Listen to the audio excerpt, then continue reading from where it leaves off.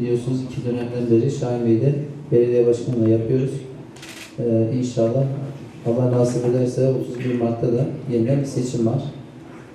Kısmet olursa, destekleriniz olursa yeniden bir 5 yılda hizmete talibiz.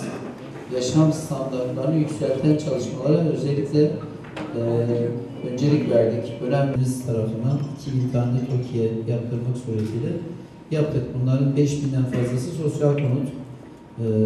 Mavi Kent'te başta olmak üzere Serin Evler'de 5000 üzerinde konut yaptık. Mavi Kent'te konut çıkan var mı sizde hiç? Tamam var mı? Bir kişi burada var. Hangi etapta oturuyorsun? Birinci etap. İlk burada çıktı sana. Nasıl, memnun musunuz? Kaç lira ödüyorsunuz?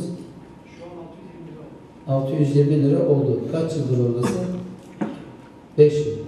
Mesela öyle bir evi kiraya tutsan kaç lira tutarsın? 750. Kiradan daha uygun fiyata 5 yıldır oturuyor. Bir 5 yıl daha bu şekilde öderse ev kendin oluyor tamamen. Çık diyen yok şu anda en azından, değil mi? Her şeyle bir yaşam alanı oldu. Bu konuda derdimiz herkesin ev sahibi olmasına çalışmak. Bir taraftan da kentsel dönüşüm çalışması yapıyoruz. Özdemir Bey Caddesi başta olmak üzere yolları 2 şeritten 6 şeride çıkardık. 100.000'den fazla köpeği evinde ziyaret ettik. Artı evlilik okulumuz var. Evlenecek çiftlere eğitim veriyoruz. 3 haftalık. İletişim konusunda, sağlık konusunda evliliğin dini boyutları anlatılıyor. Düğün hediyesi olarak da her evlenen çifte otomatik çamaşır makinesi hediye ediyoruz. Sen nişanlandığı zaman geldiğinde hem eğitim çok önemli, çok faydalı bir şey, hem de çamaşır makinesi almana gerek yok. Onu biz veriyoruz zaten. Değil mi? Herkes için geçerli. Herkese açık. Evli çiftler de gelebilir başkanım. Evli çiftler de gelebilir. Eğitimin kötüsü olmaz.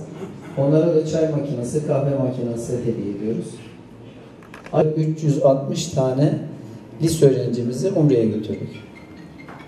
Bu da genç yaşta herkese nasip olacak bir şey değil. Bu da teşvik. Böylelikle gidip bu vatan toprakları için canlarını seve seve feda eden okullarda da yol geniş olacak, yanında geniş kaldırımlar ve yeni konutlarımız bu şekilde olacak. Özdemir Bey Caddesi'nden sonra bu yolu Şehirüstü'ye kadar Ahmet Çelebi Okulu'nun yanına kadar devam ettireceğiz. Buradan nereye bağlayacağız? Tüfekçi Yusuf Bulvarı'na bağlayacağız. Böylelikle İnönü Caddesi'nin Ben destekleriniz için şimdiden çok teşekkür ediyorum. Allah hepinizden razı olsun diyorum. Sağ olun.